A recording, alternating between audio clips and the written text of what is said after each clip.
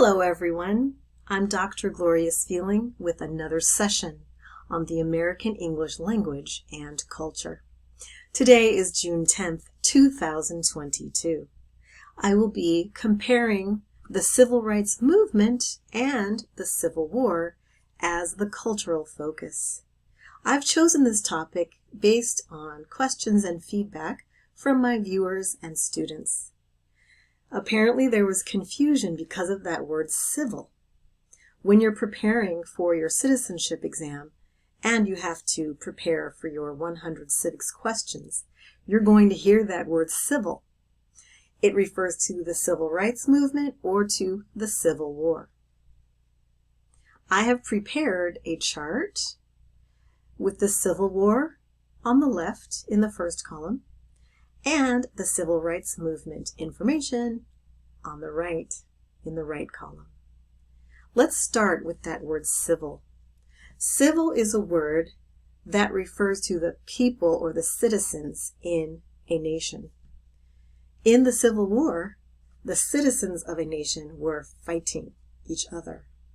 In the Civil Rights Movement, the citizens in the nation were seeking equality for everyone. There was a great political movement trying to achieve equality. One way to tell the difference between the Civil War and the Civil Rights Movement is to think about the years. The Civil War happened in the 1860s. The Civil Rights Movement, well, if you can think about the 1960s, it could be easy to keep them separate in your mind.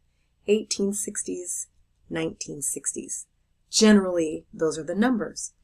More specifically, the Civil War took place from 1861 to 1865, and the Civil Rights Movement took place from about 1954 to 1968.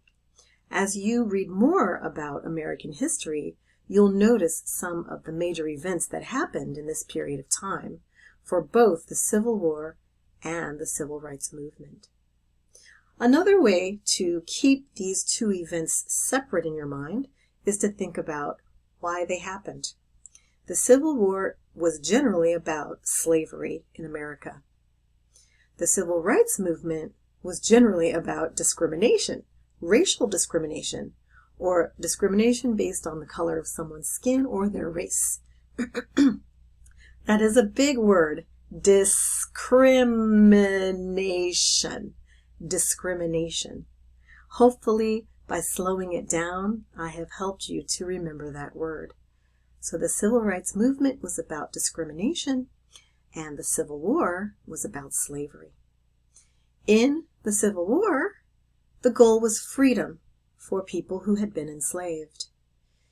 In the Civil Rights Movement, the goal was for all people to be equal. All people are equal was the goal. With the Civil War, Abraham Lincoln was our president, and you'll remember that he signed the Emancipation Proclamation. One of the key leaders during the Civil Rights Movement was Dr. Martin Luther King Jr., or Dr. King, as many people refer to him. Remember that Jr. is abbreviated Jr. Some of my students like to say Dr. Martin Luther King Jr., because no one has told them that it's pronounced junior. JR period is just an abbreviation. I sincerely hope that this video will help you to remember the difference between the Civil War and the Civil Rights Movement. What makes them both so important is that they were major events in American history. We wanted to end slavery, and we wanted to end discrimination. There was a goal behind both events. Can you imagine if your parents one day said to everybody in the house, "Hey, guess what? We bought a new TV and everybody can watch the television."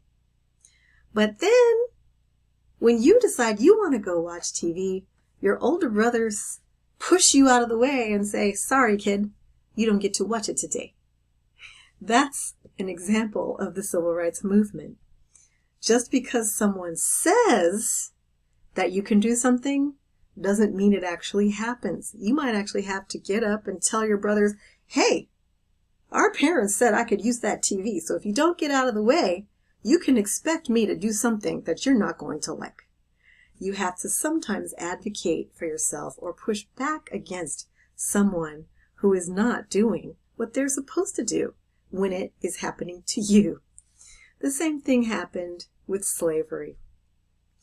When Abraham Lincoln signed a document stating that the slaves would be free, well, he signed a document, but maybe a little bit of extra help was needed. So during the Civil War, we had an Emancipation Proclamation or a document saying that the slaves were free, but we still had to have a war to actually come to some sort of closure based on that document. So my sincere hope is that this video helps you to remember that you learned a little bit more about American history and English. I wish you all the best as you learn English. I want to encourage you, as usual, to look at my references so that you know the information I have given you is reliable. I will include the references in the description box like I always do. Thank you again for watching. Share this video with a friend who is preparing for the citizenship exam or who wants to learn more about the American English language and culture. I appreciate your being part of this community. Please feel free to like the video, leave comments, subscribe, and press the notification bell so that you know when my next video is ready. Good night.